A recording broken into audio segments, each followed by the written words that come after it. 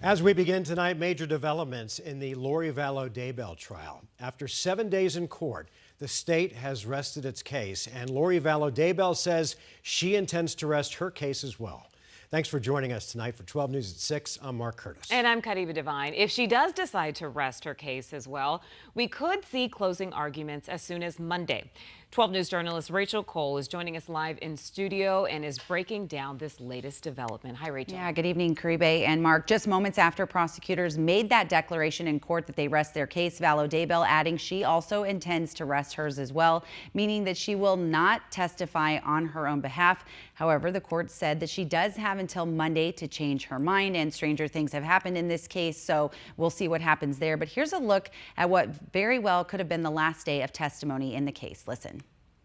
He changed it in March, so it was probably Ned before we got rid of him. Prosecutor Trina Kay reading messages Vallow Daybell sent days after her husband Charles died, apparently complaining that Charles changed his life insurance beneficiary without telling her. They can't tell me who to tell me to whom, of course, but it's done. Prosecutors revealed that Vallow Daybell and her brother Alex Cox had referred to Charles as Ned in texts, and prosecutors said money was the motive. I'll still get the $4,000 a month from Social Security.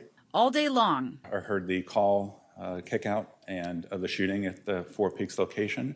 Detective Nathan Duncan testifying. I was asked to assist Detective Coons with the crime scene and basically be an extra set of eyes and hands for him when processing this crime scene. One of several first responders to the shooting that day back in July 2019. I noticed the body of the deceased, later identified as Charles Vallow, laying on the western portion of the room. Detective Duncan describing in detail everything from the way Charles' lifeless body was on the ground to blood smeared on a faucet and Charles' hand. I felt that that could have been from him placing his hand to his chest at one point before finally coming to rest. As part of processing the scene, he had to remove and ultimately secure the alleged weapon used. Did you observe this orange duffel bag, the garbage bag with some clothes, and then the gun laying on the floor next to the duffel bag? I did. Were you responsible for making that gun safe? I was.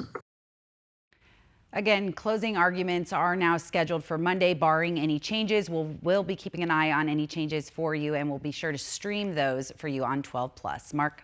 And 12 News will still bring you continuing coverage of the Vallow Daybell trial on air and online.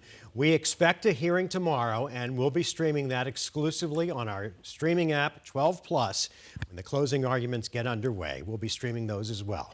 To watch, just download 12+ on your TV and watch for free.